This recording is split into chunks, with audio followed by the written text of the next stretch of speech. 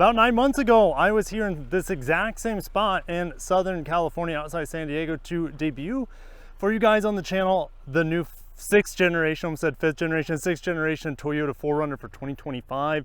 Today got something special. You know, once the pricing dropped or was available on the new 4Runner, I mean, we saw the price increases, that was no secret, but the SR5 was the standout. Its price barely went up over the previous generation, and that's what I have for us right here. This one is equipped with a 3rd row, and in fact, only this, and I think it's the limited, are available with the 3rd row as an option. It's around $700 as an option, and it's only available with the iForce non-hybrid, so standard iForce model here, the 2.4 turbo. So we're going to do a quick walk around and then get on the road to talk about what this thing's like to drive. You know, on the way out here, I drove a TRD off-road premium iForce Max hybrid, so I know what that drives like. So it'll be a good comparison here to see what this guy is like to drive this entry level, this base model. The SR5 is the base model. This is one of the cheapest brand new 4Runners that you'll be able to get your hands on. In fact, the SR5s are shipping right now. They're available. I don't know if those are snake holes. Better watch myself out here. But the SR5 is a base model. It is available at dealers at the time of this recording. So we're talking late January. Okay. And then the hybrid models, if you guys are more interested in the iForce Max, those will be available late February. So keep your guys' eyes peeled if you want that at your local dealer. All right. So I love these fat tires. We have 18-inch wheels here. Everything about this truck is basic. Now, from a lot of different angles, it's built on the F platform like the Tacoma. It shares some of the headlights are the same. The overarches are the same. All right, what's different is the front end here. Kind of the double handlebar mustache situation. It's kind of similar to what we have on the Tundra. And we have this air dam underneath with some recovery hooks. Now, if I was buying this guy, instantly I would take off the air dam there, get better, well, look better, one, but also better approach angle here. All right, this thing would be a formidable off-road. You even have fog lights up front. You have radar cruise control. You have blind spot monitor standard. It's a good looking vehicle. I do think the Tacoma looks slightly better up front, but the rest of the angles of the truck look pretty nice. We also have these fixed running boards here, which are optional here on the SR5. Just come around the back. We kind of have those iconic roof rails as well as iconic 3rd window here in the back that kind of wraps around the roof. Looks very, very classic 4Runner. We still have the old school roll down window for the back, 4Runner in black lettering here. Tow hitch at the bottom with a nice little rubber guard here. It looks a lot better than the Land Cruiser's rear hatch. Now, new for certain models and also for this generation, certain models can be equipped with an auto lift gate as well as a kick sensor. I'm not into that. I want my truck to be basic. That's just me, and that's why I'm reviewing this base model here. Pulling this up, you got to be pretty tall to do it. And this kind of reminds me of old Lexus GX 460. Just not a lot of cargo space. This net though would be pretty helpful, to be honest, packing some things in here. But we just fold these down. I'll get into the 3rd row to tell you how tight it's going to be. But we also, hey, this is a base SR5 and we have accessory power back here. I appreciate that, 100 watts. So you can use this as a nice tailgate vehicle. Use your imagination what you want to plug in there. You can plug in a laptop or whatever. But you know, the other models I believe have cup holders in the back to accommodate for a 3rd row, but only this model, the SR5, and the Limited are available with that 3rd row like I mentioned. So let's go ahead and close this down. I don't need a kick sensor, just use my arm. SR5 badging right here. Oh, I mentioned the hitch receiver does tow 6,000 pounds. All grades tow 6,000 pounds. Hard touch materials back here, but it's a base grade. I'm not expecting much. I love these gray seats. Love them, love them, love them. Love the I don't know, the triangle pattern that we have here. Pretty impressive flap.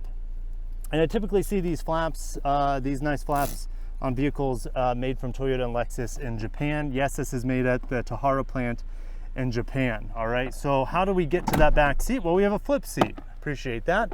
This is set up for me at 6'1", so I had just enough room to flip that forward. Let's see here. How do I guess I just pull that out. It's not rocket science. Just pull these seats out, flip up these headrests, and here we go. And that's kind of nice, honestly. Now that I'm thinking, not so much for tailgate. For third row usage, you just put a little extension cord back here or whatever, and you can plug your devices in. That's quite nice. Now these seats are not, let's see here, can I pull it up like that? There we go. These seats are not super adjustable front and rear, but guess what? Actually a lot better legroom than I was expecting. Here's my cup holder. The problem is I don't have headroom. So this wouldn't, I mean, yes, I can slump down. So actually I could make it work, but I mean, it would be a pinch.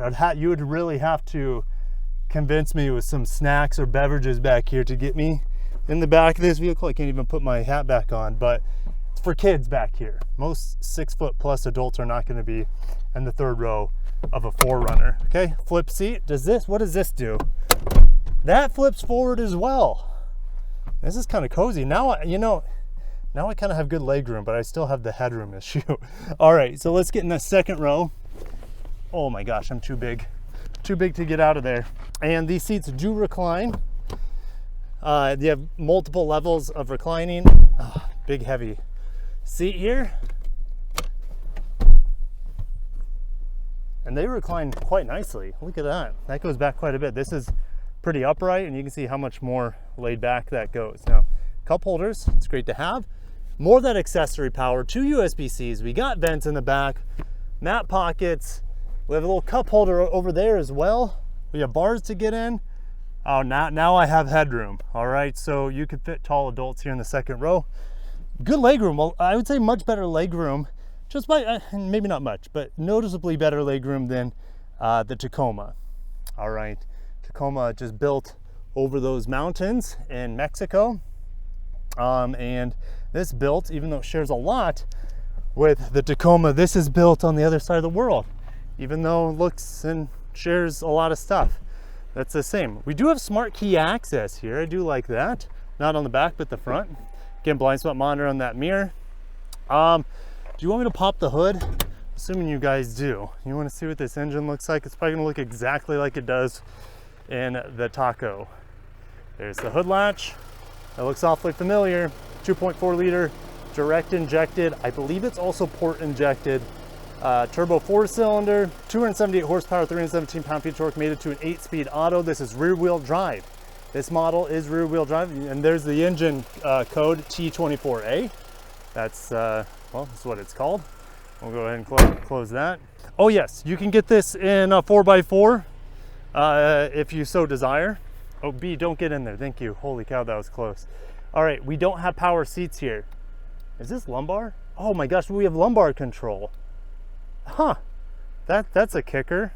Manual seats, but you do have electronic lumbar. Okay, here's your switch to turn on the power. You know, hard touch materials here at the top, soft armrest at least, electronic mirrors. Let's go and get on the inside. And I like this interior. You know, I just got out of the real fancy heated and ventilated seats, heated steering wheel. I got out of the real fancy, I'm gonna turn down the temp here, TRD off-road premium. That had a bigger screen back here, and yes, it's fancier, but I don't like it as much as this simple 7-inch screen. This is super easy to interact with while you're driving, very straightforward to customize. It's what I would be going for. In fact, I would just be going for the SR5 overall out of all the other trim levels. Now this screen looks dorky.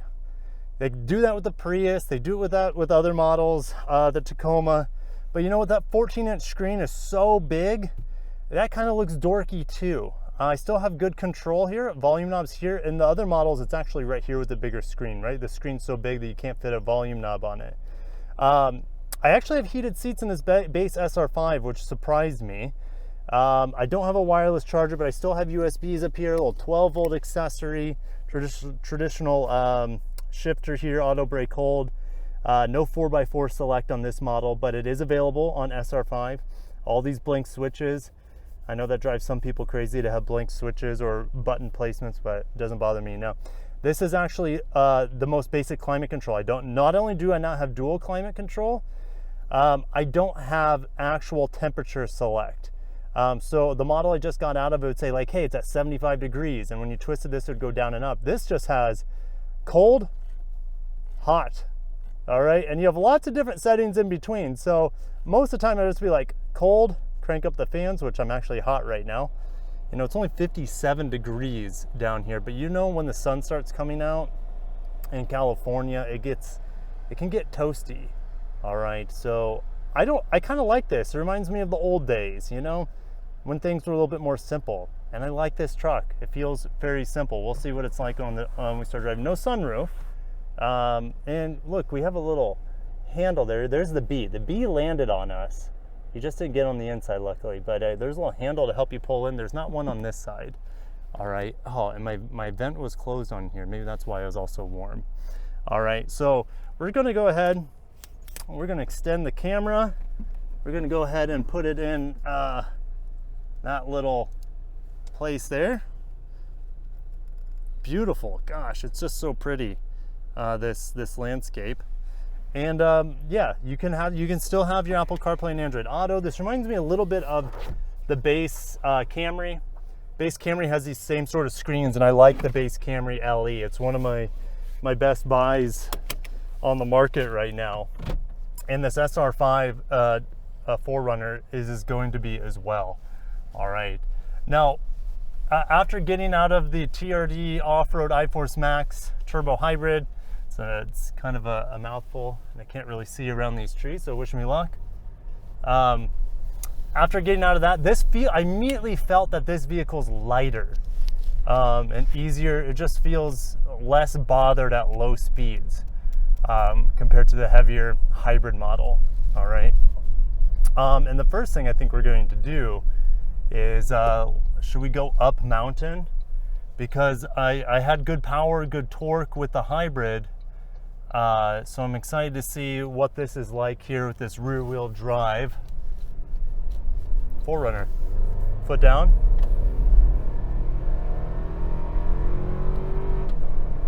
Okay. It's definitely faster than the outgoing 4Runner. Okay, there's maybe some border patrol there. Anyways, I'll just cool my jets a bit. I don't know what the speed limit is here. Anyways, yeah, the steering's very light. Super light here. I feel like it's lighter than it was just a second ago. Now, if I go to sport, it does stiffen up. All right, but then you have the more aggressive throttle response, which some people might like. I still have a nice turbo sound here. In fact, I hear more turbo than engine, I think, which is pretty cool. If you guys like the turbo sound, it might get on some of your guys' nerves, but I like it. It kind of makes me know a little bit better what the engine's doing. The handling here is really, really good. So much better than any outgoing 5th generation 4Runner. Now, this thing's light. It feels so light. Now, part of that, yes, I was comparing to hybrid, but this does not have a 4x4 drivetrain. So it's just a single propeller shaft at the rear wheels. I don't have a transfer case to send power to the front wheels at all, like you have on the other models that have 4x4. So just a real simple, basic SR5 here, and I really like it. Again, no, I don't have parking sensors, which I think are going to be on the Platinum and maybe the TRD Pro and the Trail Hunter. I don't have some of the fancy luxury stuff, but that's fine with me. I know I'm not getting a luxury here with the SR5, but I am getting a leather-wrapped steering wheel, which surprised me. I am getting heated seats. I'm getting lumbar control. I am getting all the safety features outside of parking sensors and whatnot.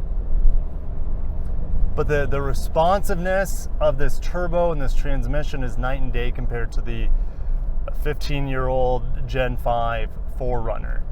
All right, should I say 5th Gen 4Runner that came out in 2008?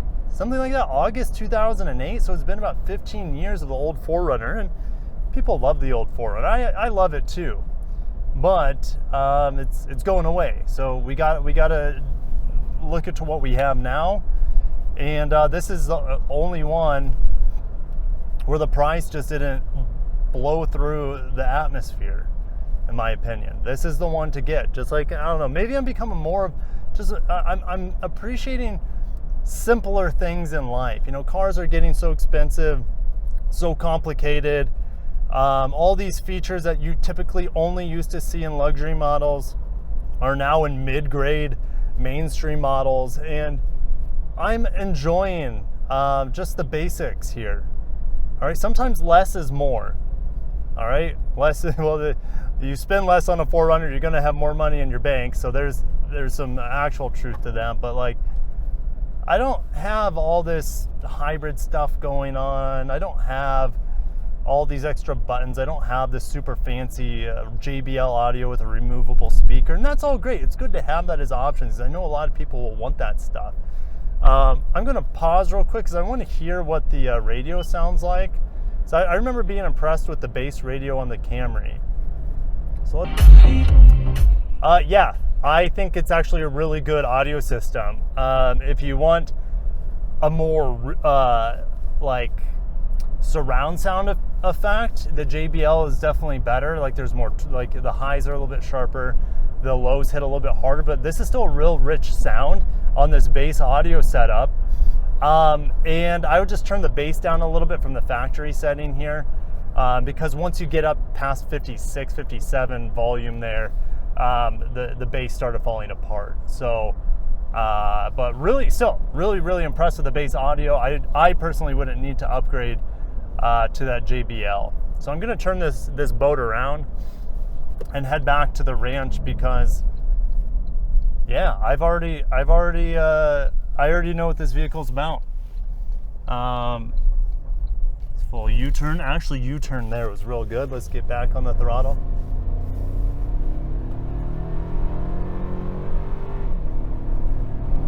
Oh, that felt good. That felt good. So when your foot's all the way down or mostly down, you hear a lot of engine. If you do mild presses, you hear a little bit more turbo. So it's actually a pretty engaging experience. And yeah, I think you guys, this is going to be your most fuel efficient model too. Unless you're driving a ton of city, then the hybrid's probably slightly more efficient. But this model, this rear wheel drive model here, unless you're doing off-roading a lot, which I know a lot of 4Runner people don't off-road. They just kind of like the truck for what it is, and they just drive around in town. So the rear wheel drive model, at least in the southern parts, places like California or like Florida where you don't need all-wheel drive, I think you're going to get really good fuel economy. You're going to have a good experience. It feels light. It feels flickable. I can't believe I'm saying that for a 4Runner. It's flickable for a 4Runner. I'll say that much. And I quite enjoy it. All right, this is the model I would be getting. I don't need a 14-inch like large screen TV in here. I don't need the overly cumbersome 12-inch screen behind the steering wheel. The cloth seats are going to keep me cool in hot Florida, or, you know, in this situation, warm Southern California. The cloth seats breathe really nicely, so you don't need the ventilation. Cloth seats also age really nicely. And it's a cool looking truck. Even the base model here looks fantastic.